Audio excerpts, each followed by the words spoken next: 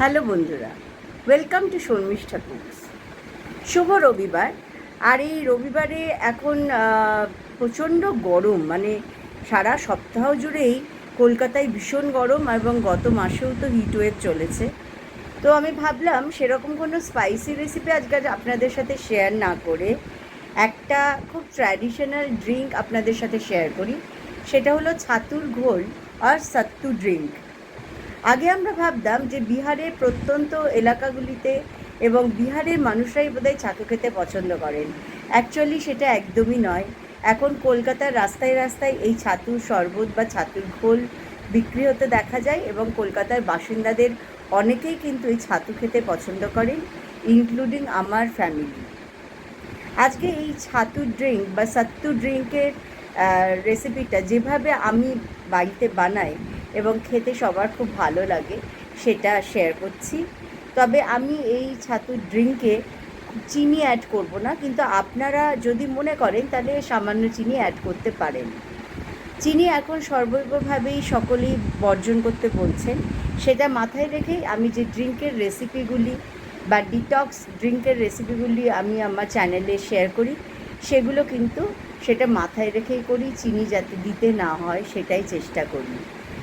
চলে আসুন দেখে নিয়ে আমি কি করে সাত্তু ড্রিঙ্ক বানাই। আর অপেক্ষা না করে বানিয়ে ফেলি। হোপফুলি আপনাদের ভালো লাগবে। আর ভালো লাগলে কি করতে হবে, অনেক অনেক করে শেয়ার করতে হবে। আর নতুন বন্ধুরা অবশ্যই চ্যানেলটাকে সাবস্ক্রাইব করবেন। পুরনো বন্ধুদের জন্য অনেক অনেক ভালোবাসা। সঙ্গে থাকবেন আর আমাকে সাপোর্ট করবেন। Thank you so much. চলে আসুন, এবার বানিয়ে দেখাচ্ছি। বানাচ্ছি হলো ছাতুর ঘোল বা ছাতুর শরবত, যেটা গরমের দিনে খুবই উপযোগী। তো এখানে তো সমস্ত ইনগ্রেডিয়েন্টস আছে, একে একে আমি দেখাবো।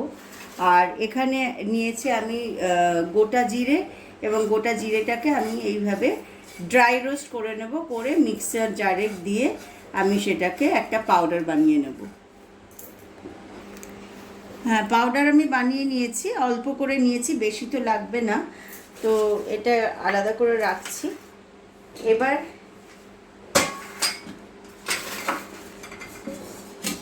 একটা হাঁড়ির মধ্যে জল নিয়েছি, আর এটা হলো ফ্রিজারে রাখা জল, এটা হলো ঠান্ডা জল। ঠান্ডা জল ঢেলে দিলাম।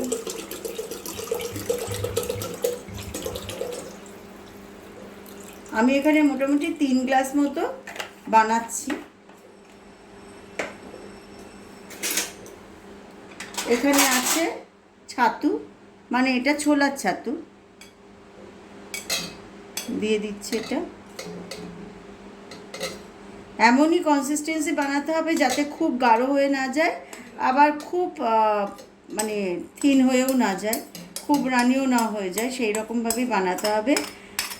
গরমের দিনে রাস্তায় এই ছাতুর শরবত ভীষণইভাবে পাওয়া যায় এবং খুবই উপকারী একটা ড্রিঙ্ক এটা গরমের দিনের জন্য। এটা ভালো করে মিশিয়ে নেব।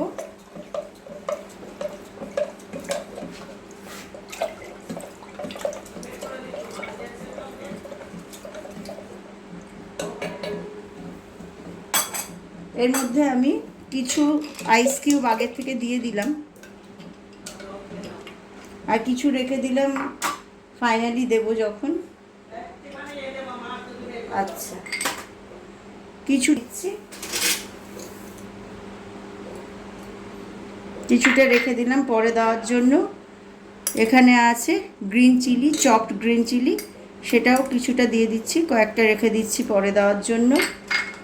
এখানে আছে চপড, ভীষণ ফাইনলি চপড একটা ছোট পেঁয়াজ নিয়েছি, সেটা দিয়ে দিলাম, অল্প করে রেখে দিচ্ছি ওপর থেকে দেওয়ার জন্য। আর এখানে আছে ব্ল্যাক সল্ট বা বিট লবণ, সেটা দিয়ে দিচ্ছি। বিট লবণটা পুরোটাই দিয়ে দিলাম ভেতরে। আর এখানে আছে লেবু, লেবুটা দিয়ে দিচ্ছি।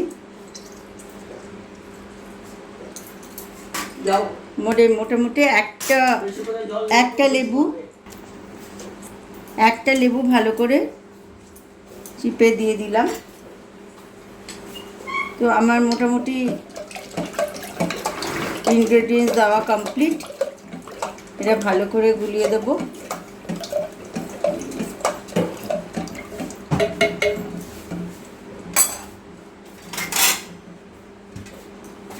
এই ছাতুর ড্রিঙ্কটা খেয়ে বেরোলে কিন্তু হঠাৎ করে লু লেগে যাওয়ার সম্ভাবনা কম, এবং বিহারে প্রত্যন্ত এলাকাতে এই ছাতুর শরবত পাওয়া যায়। এখন কলকাতার রাস্তায় রাস্তায় এই ছাতুর শরবত বিক্রি হতে দেখা যায়। ভীষণই সুন্দর একটা ড্রিঙ্ক, এবং শুধু সুন্দর নয়, এটা উপাদেয় এবং উপকারী দুটোই।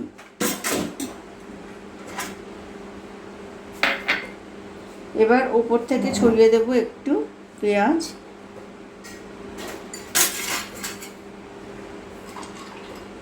দিয়ে দিলাম 2 আইস কিউব,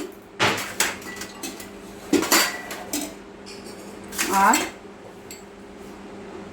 ওপর থেকে এই রোস্টেড জিরা পাউডারটা একটু দিয়ে দিলাম।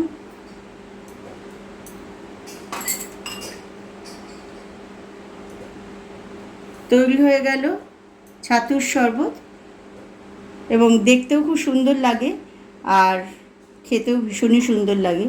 আপনারা বানিয়ে জানাবেন আপনাদের কেমন লাগলো। আর আবার এরকম নতুন নতুন ভিডিও নিয়ে আসবো।